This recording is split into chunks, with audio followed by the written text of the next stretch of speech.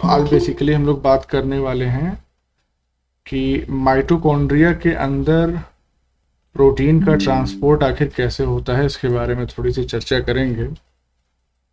कोशिश करेंगे कि ये चीज़ें समझ में आ जाए।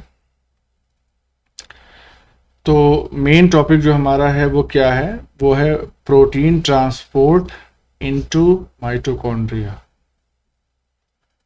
अब ये हमको मालूम है पहले से कि माइटोकॉन्ड्रिया जो होता है वो एक डबल मेम्ब्रेन बाउंड ऑर्गेनेल है।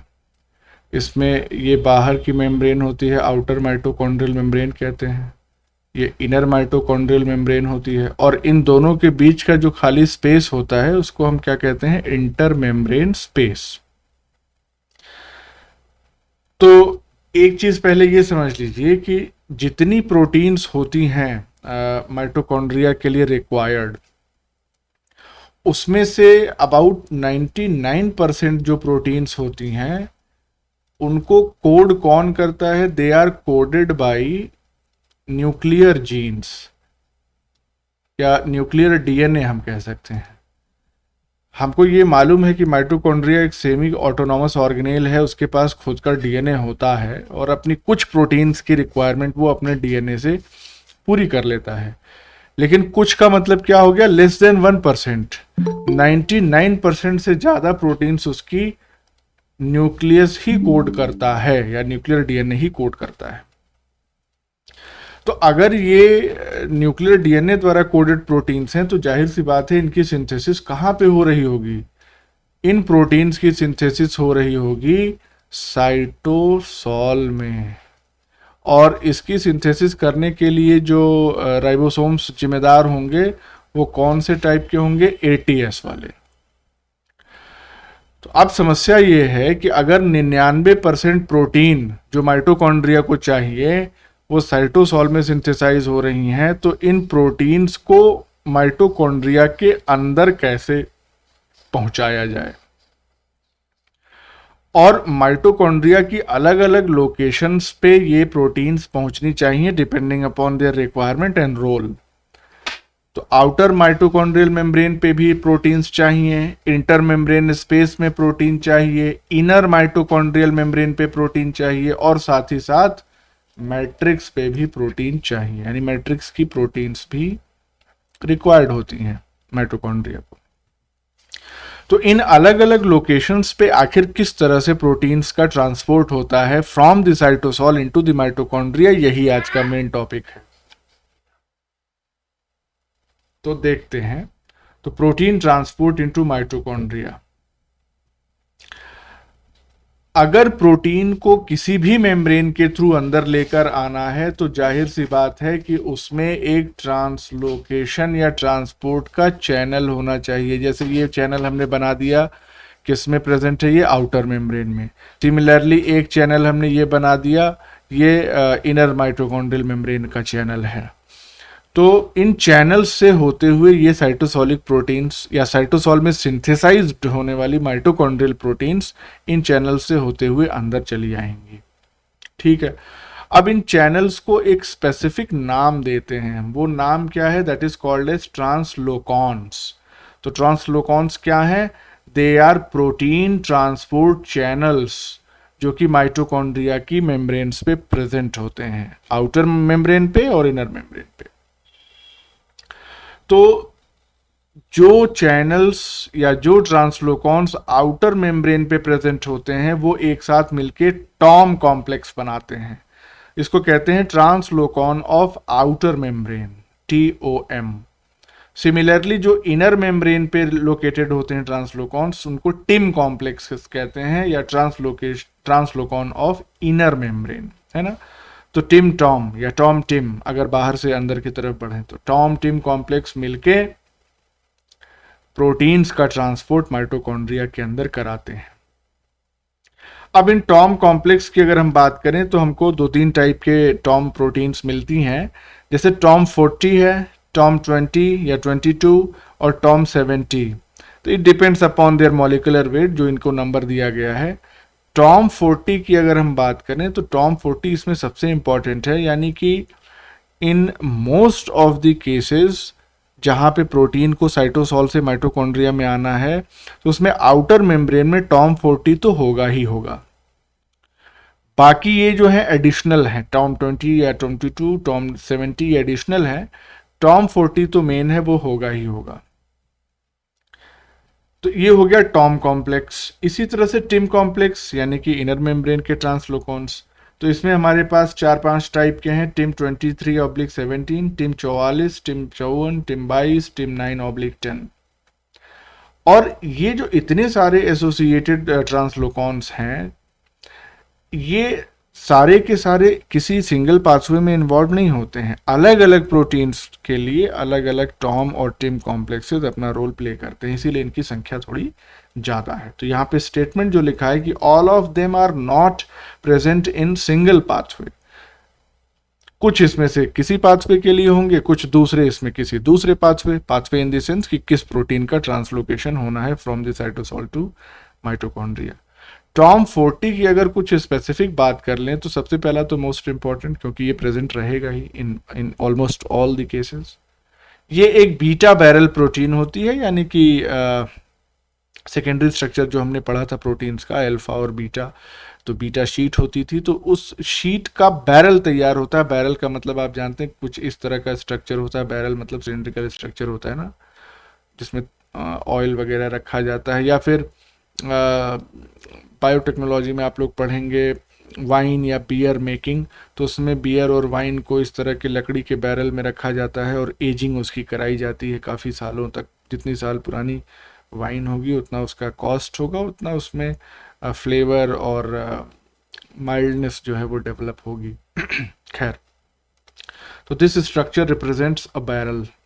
तो बीटा बैरल चूंकि बीटा शीट का बना हुआ है, तो बीटा बैरल प्रोटीन होता है कौन सा, टॉम 40।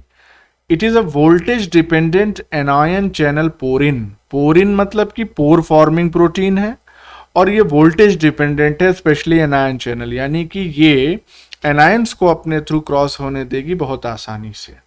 और इसमें नंबर ऑफ बीटा स्ट्रैंड्स कितने होते हैं, 19 बीटा स्ट्रैंड्स इसके पूरे बैरल स्ट्रक्चर को फॉर्म करते हैं। तो टॉम 40 के बारे में थोड़ी स्पेसिफिक बातें ये थी। तो टॉम कॉम्प्लेक्स और टिम कॉम्प्लेक्स ये दोनों मिलके आपका प्रोटीन इंपोर्ट कराते हैं फ्रॉम साइटोसॉल टू माइटोकॉन्ड्रिया। ठीक है, अब अगर हम टिम कॉम्प्लेक्स पे स्पेशली आ जाएं, तो टिम में 23/17 जो है वो क्या है, वो चैनल फॉर्मिंग प्रोटीन है। यानी कि अगर सपोज करिए ये मेम्ब्रेन है, लिपिड की बाइलेयर है इस तरह से, जो हर एक मेम्ब्रेन है। अब टिम कॉम्प्लेक्स की बात कर रहे हैं तो जाहिर सी बात है हम किस मेम्ब्रेन की बात कर रहे होंगे, इनर माइटोकॉन्ड्रियल मेम्ब्रेन की। तो इसमें जो चैनल फॉर्मिंग पोर्शन तैयार किया जाता है वो किसके द्वारा किया जाता है, channel forming portion, suppose this, ये तैयार किया जा रहा है बाई टिम 23/17 के द्वारा। ठीक है,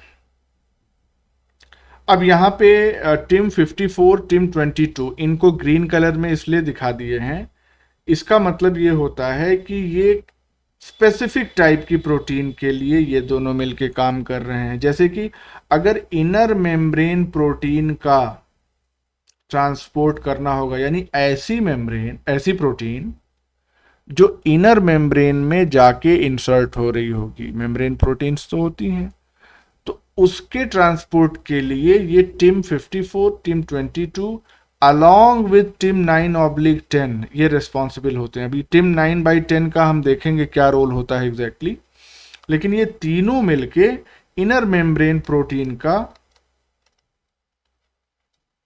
ट्रांसलोकेशन कराते हैं from cytosol into the mitochondria.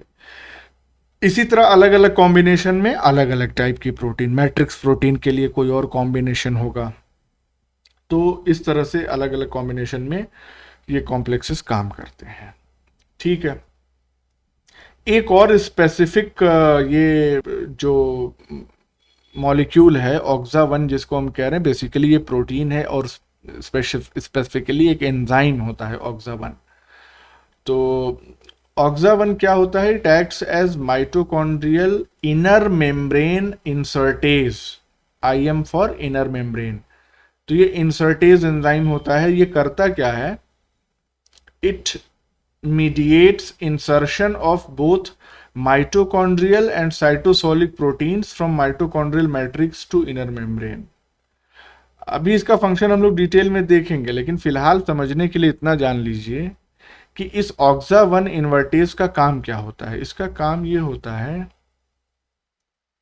कि जो प्रोटीन माइटोकॉन्ड्रिया के मैट्रिक्स वाले इलाके में मौजूद है, यहां पे कोई प्रोटीन मौजूद है सपोज करिए, इस प्रोटीन को इनर मेम्ब्रेन में इंसर्ट कराने की जिम्मेदारी ऑक्सा 1 की होती है। अब ये जो प्रोटीन है मैट्रिक्स के अंदर पाई जा रही है, ये माइटोकॉन्ड्रिया खुद बना सकता है, यानी कि माइटोकॉन्ड्रिया में प्रेजेंट 70S राइबोसोम इस प्रोटीन का सिंथेसिस कर सकते हैं, या फिर ये साइटोसॉल से इधर से होते हुए मैट्रिक्स के अंदर आई हुई प्रोटीन हो सकती है। समझिएगा फिर से हम क्या कह रहे हैं। मैट्रिक्स में पाई जाने वाली प्रोटीन्स जो हैं वो दो तरीके से मैट्रिक्स में आ सकती हैं। पहला, माइटोकॉन्ड्रिया के 70S राइबोसोम उसको वहीं पे बना दें, तब वो एक मैट्रिक्स प्रोटीन हो गई। या दूसरा तरीका क्या है कि साइटोसॉल की जो प्रोटीन बनी हुई है 80S राइबोसोम्स के द्वारा, वो आउटर मेम्ब्रेन को क्रॉस करे, इंटर मेम्ब्रेन स्पेस को क्रॉस करे और इनर माइटोकॉन्ड्रियल मेम्ब्रेन को क्रॉस करके माइटोकॉन्ड्रियल मैट्रिक्स में चली आए, तो वो भी मैट्रिक्स प्रोटीन हो गई। तो इन दोनों टाइप की प्रोटीन को अगर इनर मेम्ब्रेन में इंसर्ट कराना होगा तो उसके लिए ये ऑक्सा 1 जिम्मेदार है। ठीक है। अब जाहिर सी बात है कि ऐसी प्रोटीन को सबसे खास करके जो बाहर से आ रही साइटोसॉल वाली, ऐसी प्रोटीन के पास दो तरीके के टारगेट सीक्वेंसेस होना बहुत जरूरी है। पहला टारगेट सीक्वेंस इस प्रोटीन के पास ऐसा होना चाहिए कि ये प्रोटीन माइटोकॉन्ड्रिया के मैट्रिक्स तक आ सके, और दूसरा टारगेट सीक्वेंस इसके पास ऐसा होना चाहिए कि ये इनर माइटोकॉन्ड्रियल मेम्ब्रेन में इंसर्ट हो सके। तो यहां पे यही स्टेटमेंट लिखी हुई है कि such proteins contain both the sequences, that is matrix target sequence and oxa target sequence। तो मैट्रिक्स टारगेट सीक्वेंस का काम क्या होगा, साइटोसॉल से उस प्रोटीन को माइटोकॉन्ड्रियल मैट्रिक्स में लाना, और ऑक्सा टारगेट सीक्वेंस का क्या काम होगा, मैट्रिक्स से उस प्रोटीन को इनर माइटोकॉन्ड्रियल मेम्ब्रेन में इंसर्ट कराना, जो काम करेगा ऑक्सा 1। इतने इस पर्टिकुलर स्लाइड में, पेज में कोई कंफ्यूजन हो, कोई डाउट हो तो अभी पूछ लो, तो आगे बढ़े हम। कोई डाउट है किसी को?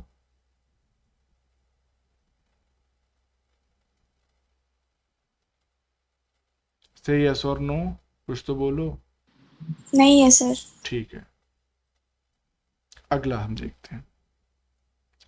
अब हम इंपोर्ट की मैकेनिज्म देखते हैं, और specially protein import into mitochondrial matrix, यानी कि साइटोसॉल से सीधे माइटोकॉन्ड्रियल मैट्रिक्स में किस तरह से प्रोटीन का इंपोर्ट होता है वो हम देखेंगे यहां पे।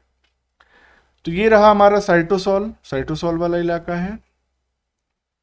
यहां पे एक प्रिकर्सर प्रोटीन तैयार हो गई। इसको प्रिकर्सर क्यों कह रहे हैं, क्योंकि ये प्रोटीन अभी अपने शेप में नहीं आई है, ये अभी भी लीनियर या अनफोल्डेड स्टेट में है ये प्रोटीन, ध्यान दीजिएगा।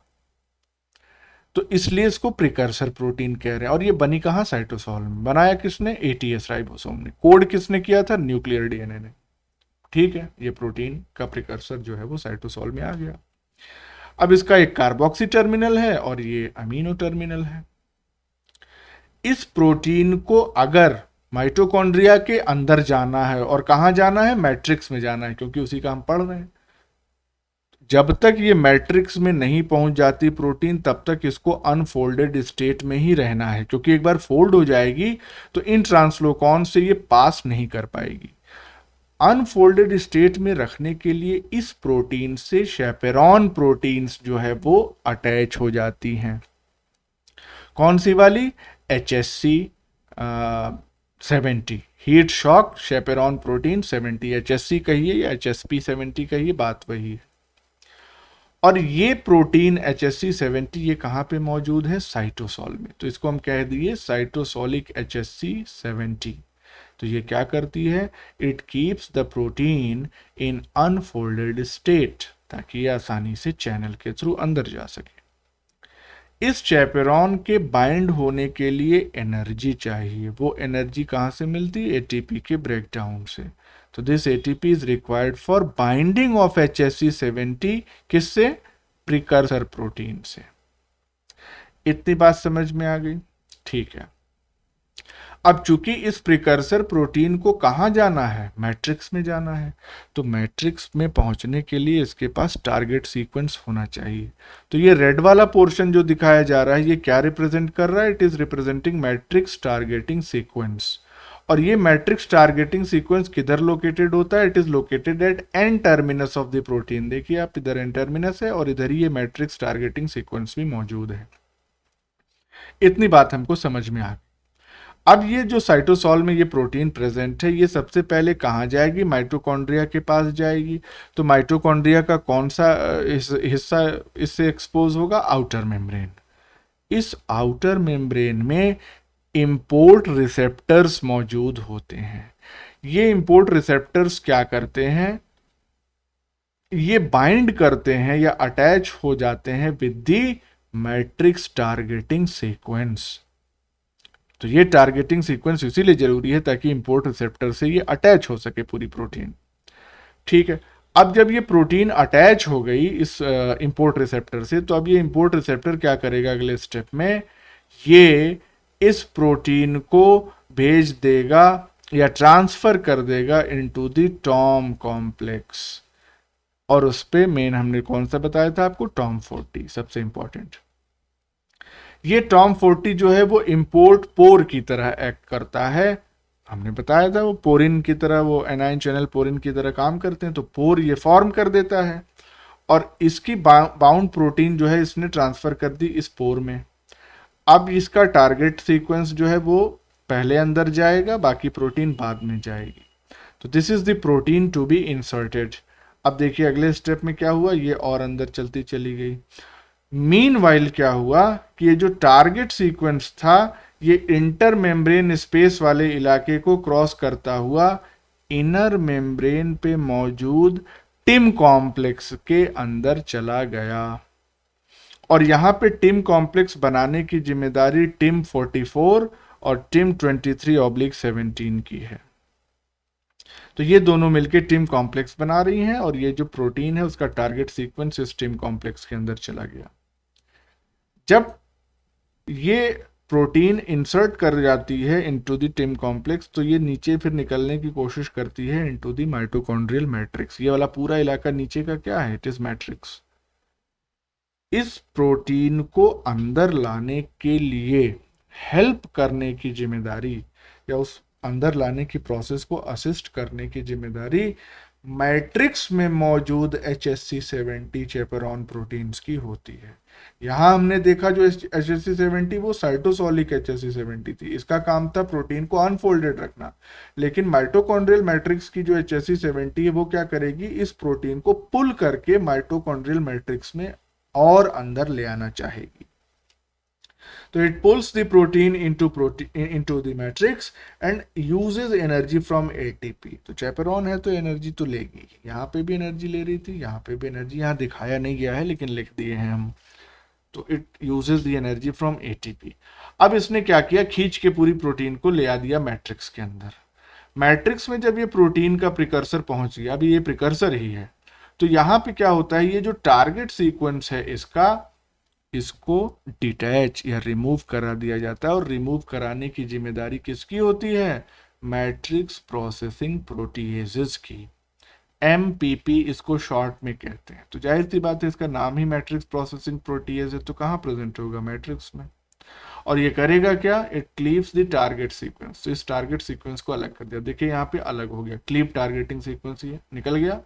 अब हमारे पास सिर्फ ये प्रोटीन बची।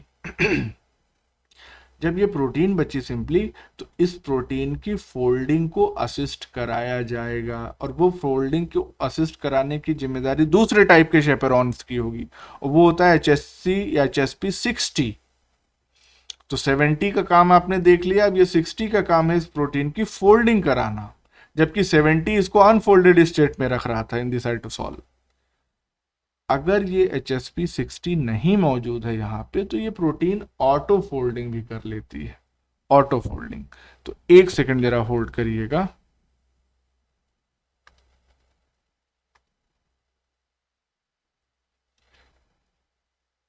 तो हम ये बता रहे थे कि शेपरॉन प्रोटीन्स असिस्ट भी कर सकती हैं इस फोल्डिंग में, या अगर शेपरॉन या HSP60 प्रोटीन नहीं है तो ऑटो फोल्डिंग भी हो जाती है। और एक बार जब फोल्डिंग हो गई, तो ये प्रोटीन क्या हो गई, अपने एक्टिव फॉर्म में आ गई। अब इसका जो रोल होगा मैट्रिक्स के अंदर परफॉर्म करेगी। तो ये जो पूरा पाथवे है, इसमें आपने देखा कि किस तरह से साइटोसॉल में सिंथेसाइज होने के बाद जो माइटोकॉन्ड्रियल प्रोटीन है वो ट्रेवल करते हुए कहाँ से, आउटर माइटोकॉन्ड्रियल मेम्ब्रेन से, फिर इंटर मेम्ब्रेन स्पेस से, फिर इनर माइटोकॉन्ड्रियल मेम्ब्रेन से होते हुए मैट्रिक्स में पहुंच गई। अब हम आते हैं, इसमें कोई कंफ्यूजन हो तो पूछो, कोई डाउट हो?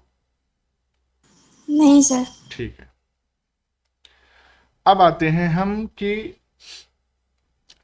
वो प्रोटीन्स जो साइटोसॉल में सिंथेसाइज हो रही हैं, और उनका जो अल्टीमेट डेस्टिनेशन है वो क्या है, इनर माइटोकॉन्ड्रियल मेम्ब्रेन। यानी वो मैट्रिक्स में नहीं रहेंगी, वो इनर माइटोकॉन्ड्रियल मेम्ब्रेन की इंटीग्रल प्रोटीन बन जाएंगी। तो वो कैसे ट्रांसपोर्ट होती हैं, तो उसमें देख लेते हैं। इसमें दो पाथवेज हैं बेसिकली। तो दोनों पाथवेज देखिए, यहाँ पे लिखा हमने 2 पाथवेज, दोनों को हम लोग इंडिविजुअली डिस्कस कर लेंगे, सब A और B करके। सबसे पहले हम पहला पाथवे देखते हैं, इसमें बेसिकली क्या हो रहा है। तो ध्यान दीजिए, यहाँ पे इसका हमने थोड़ा सा ब्रीफ आपको पहले ही बता दिया था जब ऑक्सा 1 के बारे में बता रहे थे। खैर, फिर से जान लेते हैं। ये प्रोटीन है, ये वाला इलाका क्या है, ये है हमारा cytosol. So this is cytosol. और ये प्रोटीन है, ये हमारी प्रिकर्सर या प्री प्रोटीन है। ये इसका N टर्मिनल है और ये इसका C टर्मिनल है। तो फिर वही साइटोसॉलिक HSC70 से बाउंड रहेगी, जिसकी वजह से ये प्रोटीन अपने अनफोल्डेड स्टेट में मौजूद रहेगी। लेकिन इस प्रोटीन की खासियत ये होती है, क्योंकि इसको इनर माइटोकॉन्ड्रियल मेम्ब्रेन में इंटीग्रेट होना है बाद में, तो इसके पास दो दो टारगेट सीक्वेंसेस होते हैं। पहला टारगेट सीक्वेंस इसका ये है, जो कि क्या है, मैट्रिक्स टारगेट सीक्वेंस, क्योंकि इस प्रोटीन को सबसे पहले मैट्रिक्स में जाना पड़ेगा, और उस मैट्रिक्स के में जाने के बाद ये इनर माइटोकॉन्ड्रियल मेम्ब्रेन की तरफ जाएगी। तो मैट्रिक्स में जाने के लिए इसके पास मैट्रिक्स टारगेटिंग सीक्वेंस होता है, और इनर माइटोकॉन्ड्रियल मेम्ब्रेन में इंटीग्रेट होने के लिए इसके पास ऑक्सा 1 टारगेटिंग सीक्वेंस होता है। तो दो टारगेटिंग सीक्वेंस हो गए इसके पास। अब ये प्री प्रोटीन जो है, फिर वही TOM40 ट्रांसलोकॉन ऑफ आउटर मेम्ब्रेन, तो TOM40 कॉम्प्लेक्स से होते हुए ये जाएगी, पहले इंटर मेम्ब्रेन स्पेस वाला इलाका है ये, और उसके बाद फिर ये टिम कॉम्प्लेक्स में जाएगी, TIM23/17। अब ये अंदर गई, फिर से यहाँ पे HSC70 जो मैट्रिक्स का है, माइटोकॉन्ड्रियल मैट्रिक्स का है, वो इसको पुल करके अंदर ले आएगा मैट्रिक्स में। फिर यहाँ पे MPP जो क्लीवेज कर रहा था, तो माइटोकॉन्ड्रियल प्रोटीन प्रोटीएसेस जो थे ये क्लीवेज करेंगे। क्लीवेज करने के बाद क्या होगा, इसका ये वाला मैट्रिक्स टारगेट सीक्वेंस जो होगा, ये वाला, ये रिमूव हो जाएगा। लेकिन दूसरा सीक्वेंस ऑक्सा 1 टारगेट सीक्वेंस जो है वो अभी भी इसमें मौजूद है।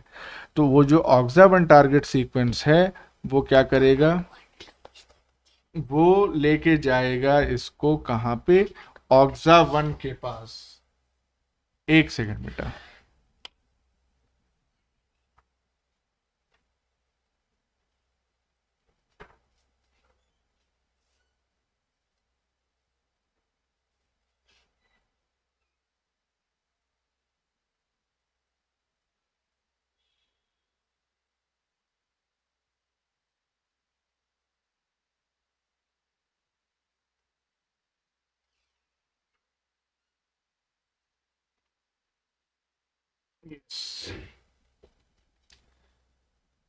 तो ये जो ऑक्सा 1 टारगेट सीक्वेंस है, ये इसको इस प्रोटीन को लेके जाएगा ऑक्सा 1 के पास, जो कि एक इंसर्टेज है। और ये क्या करेगा, it inserts the protein from matrix to mitochondria. इसके पास जब ये प्रोटीन पहुंचेगी तो ये ऑक्सा 1 इस प्रोटीन को मेम्ब्रेन में इंसर्ट करा देगा। तो now this protein has become integral membrane protein of the inner mitochondrial membrane. तो इस तरह से हमने देखा कि पहली मैकेनिज्म जिसमें इनर माइटोकॉन्ड्रियल मेम्ब्रेन के लिए डेस्टाइन्ड प्रोटीन साइटोसॉल से किस किस तरह से मूव होते हुए अपने टारगेट पे पहुंचती है। अब जो दूसरा पाथवे है बी, वो हम देख लेते हैं। तो देखिए इसमें क्या होता है बेसिकली सेकंड पाथवे में, कि यहाँ पे भी ये जो इलाका है ये किसका है, साइटोसॉल का। तो दिस इज साइटोसॉल।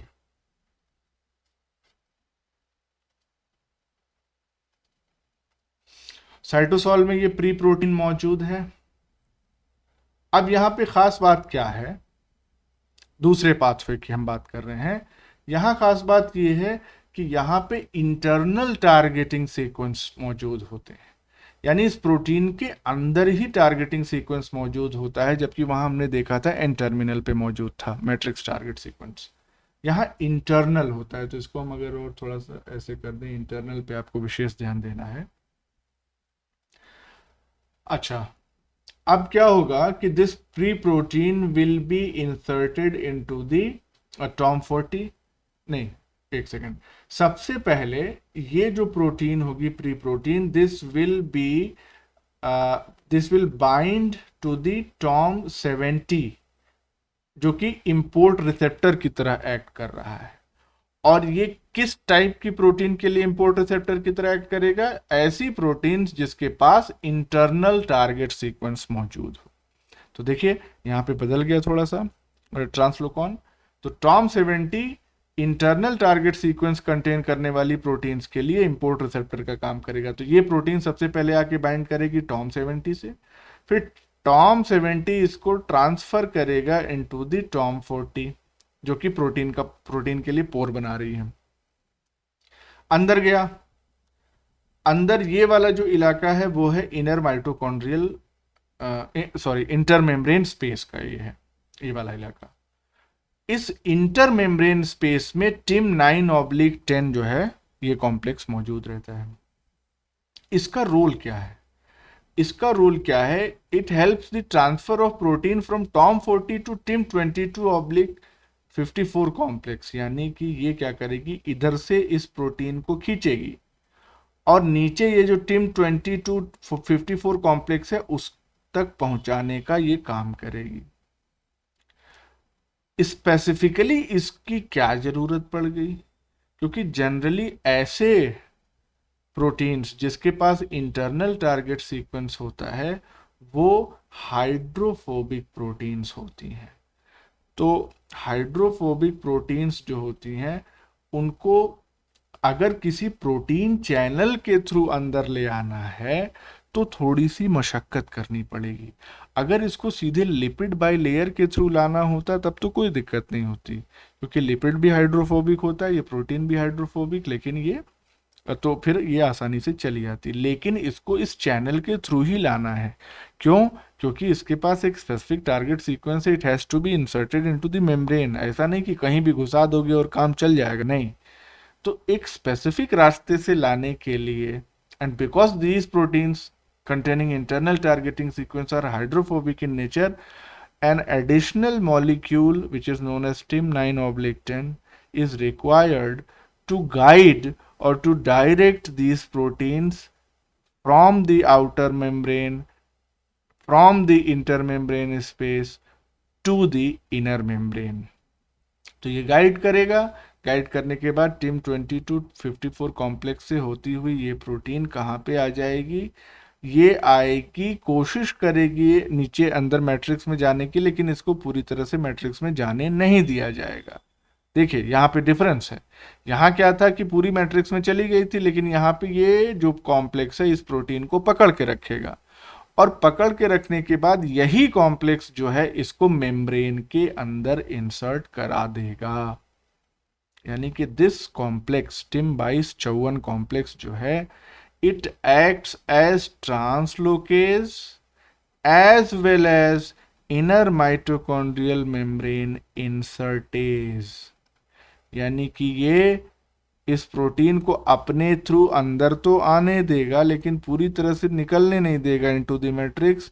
जैसे ही ये प्रोटीन इसके अंदर आ गई, इसके बाद ये, तो पहले इसने काम किया ट्रांसलोकेज का, और जैसे ही अंदर आ गई इसने इसको इंसर्ट करा दिया इस प्रोटीन को इनटू द इनर मेम्ब्रेन, तब ये काम करने लगा इंसर्टेज का। तो डुअल फंक्शन कॉम्प्लेक्स है ये। तो इस तरह से ये इंटीग्रेट हो गई इनटू द इनर मेम्ब्रेन। ठीक है सर, जी। जितने भी सिग्नल सीक्वेंस होते हैं वो सारे ही हाइड्रोफोबिक होते हैं या मोस्टली हाइड्रोफोबिक होते हैं? सिग्नल सीक्वेंस की स्पेसिफिकली बात कर रही हो? जी सर। नहीं, जरूरी नहीं है कि सारे के सारे हाइड्रोफोबिक हों, लेकिन majority of them are hydrophobic, और इसीलिए उसको बाद में क्लीव ऑफ कर दिया जाता है क्योंकि वो फोल्डिंग होने ही नहीं देंगे प्रॉपरली उस प्रोटीन की। जब उसको डिटैच कर दिया जाएगा तब प्रोटीन प्रॉपरली फोल्डेड स्टेट में अपने तब्दील हो जाएगी। सर, तो पहले पाथवे में भी तो सिग्नल सीक्वेंस था, वो तो क्रॉस हो गया बिना टिम 9 और टिम 10 के। देखो कहाँ पे, एक सेकंड। पहले वाले पाथवे में। हाँ ठीक है, तो देखो यहाँ पे सीक्वेंस क्या है, यहाँ पे टर्मिनल पे मौजूद है ना, और यहाँ पे इंटरनल सीक्वेंस है। लोकेशन की भी तो बात होती है। आ गया। सर, लेकिन उससे क्या होता है? क्रॉस तो करना ही है। किसको? मतलब मेम्ब्रेन को, चैनल प्रोटीन को क्रॉस तो करना ही है। हाँ ठीक है, सिग्नल सीक्वेंस तो हाइड्रोफोबिक है ही, तो वो मतलब सही देखो यहाँ बीच नहीं, में। नहीं सिग्नल सीक्वेंस स्पेसिफिकली हाइड्रोफोबिक है ये बात नहीं कही जा रही है यहाँ पे। यहाँ बात कही जा रही है कि the entire protein has more number of hydrophobic amino acid. Protein का ही नेचर जो है वो हाइड्रोफोबिक प्रोटीन है। तो इस तरह जी की, सर। हाँ इस तरह की प्रोटीन को अगर इंसर्ट कराना है और वो भी थ्रू प्रोटीन चैनल, तो उसके लिए असिस्ट कराना पड़ेगा। यहां सिर्फ केवल सिग्नल सीक्वेंस पे मत जाओ। प्रोटीन का नेचर हाइड्रोफोबिक है, तो अगर ये लिपिड बाइलेयर के थ्रू क्रॉस हो रही होती तब तो कोई असिस्टेंस की ज़रूरत नहीं थी, लेकिन ये किसी प्रोटीन चैनल के थ्रू, तो प्रोटीन्स में जरूरी ये टॉम 40 में सारे हाइड्रोफोबिक एमिनो एसिड थोड़ी होते हैं, बहुत limited number of hydrophobic amino acids होते हैं। तो इसको नीचे खींचने के लिए और उसके बाद इस वाले कॉम्प्लेक्स में धकेलने के लिए कुछ चाहिए, तो वो काम टिम 9/10 करता है। आई बात समझ में? जी सर। और कोई कंफ्यूजन, कोई डाउट? नहीं सर। तो आज का लेक्चर जो है वो इतना ही है।